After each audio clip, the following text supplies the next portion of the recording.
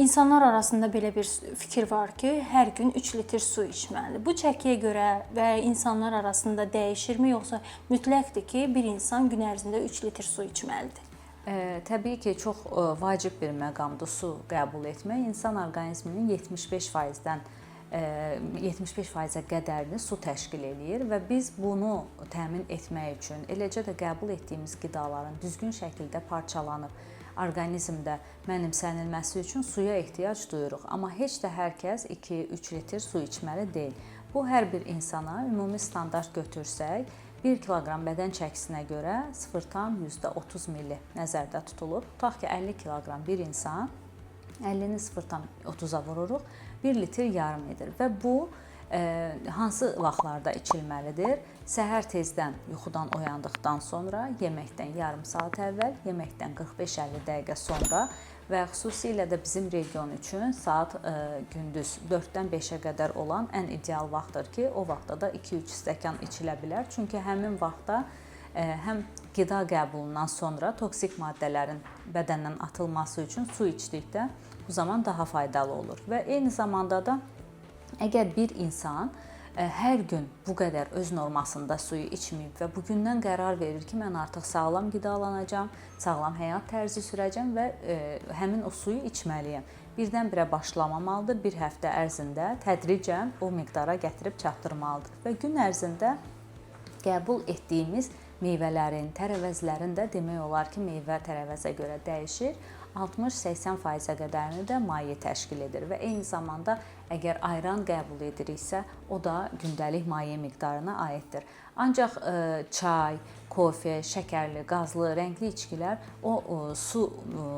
suyun gördüyü işləri görə bilmədiyinə görə onları mümkün qədər az qəbul etmək lazımdır. Mümkündürsə şəkərli, qazlı içkilərdən əgər sağlamlığına diqqət edirsə, uzaq durmalıdır.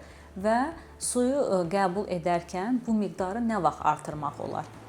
Əgər yay mövsümüdürsə, həddindən artıq yüksək temperatur varsa, tərləməyə məruz qalırsa və yaxud da fiziki aktiv işlə məşğul olursa, idmanla məşğul olursa, tərləməyə məruz qalırsa, bu zaman bu miqdarı 1-2 stəkan şəklində artıra bilər. İndi Məsəd xanım, belədir ki, suyun tərkibi də çox zaman görürük ki, düzgün deyil. İstifadə etdiyimiz sular, krandan gələn suların tərkib hissələri düzgün olmur və yaxud da marketdə saxlanılan sular var. Plastik qablarda satılan sular da istifadə olunmalıdırmı? Yenə də vacib bir məqama toxundunuz. Ötən vaxtlardakı müsahibələrimin birində qeyd etmişdim ki, heç də indi satılan suların hər biri içməyə yararlı deyil. Bəzən bu müxtəlif ziddiyyətlərlə qarşılaşsa da, aidiyyatı qurumun apardığı monitorinqlər tam şəkildə özünü göstərdi ki, istər qablaşmada gündəlik içməli su kimi satılan və yaxud da evlərə, ofislərə gətirilən suların əksəriyyəti heç sanitar gigiyena qaydalarına uyğun olmayan şəkildə, bəzən də müxtəlif mərkəzləşmiş sistemdən doldurularaq üzərində yalanan hər hansı bir bulaq, təbiət şəkli çəkərək istehlakçıların aldadılması halı baş vermişdi. Və bunları çox gözəl bir haldır ki, həmin markaların adlarına qədər, partiyalarına qədər, hətta o antisanitar vəziyyətin görüntülərini belə ictimaiyyətə təqdim etdilər.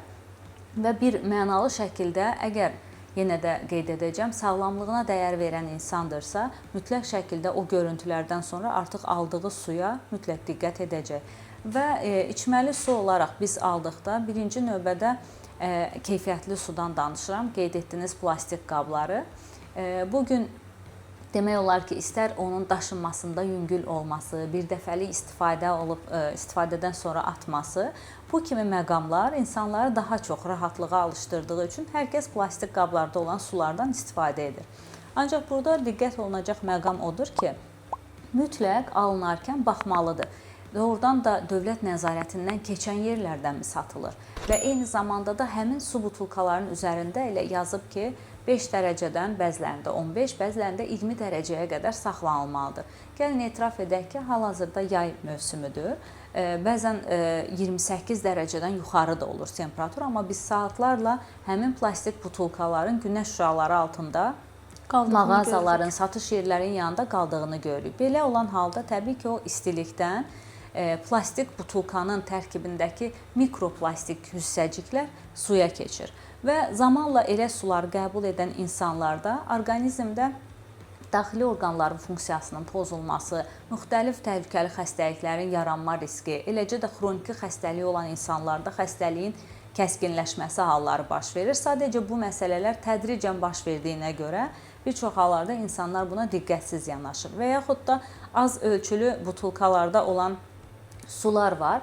Orada əgər gündəlik istifadə edəcəksə, ondan istifadə etməsi daha yaxşıdır ki, qapaq açıldıqdan sonra artıq oksigenlə reaksiyaya gedir, onun tərkibi belə dəyişməyə məruz qalır. Ona görə bu qaydalara əməl edərək istifadə etsələr, təbii ki, faydalı olar.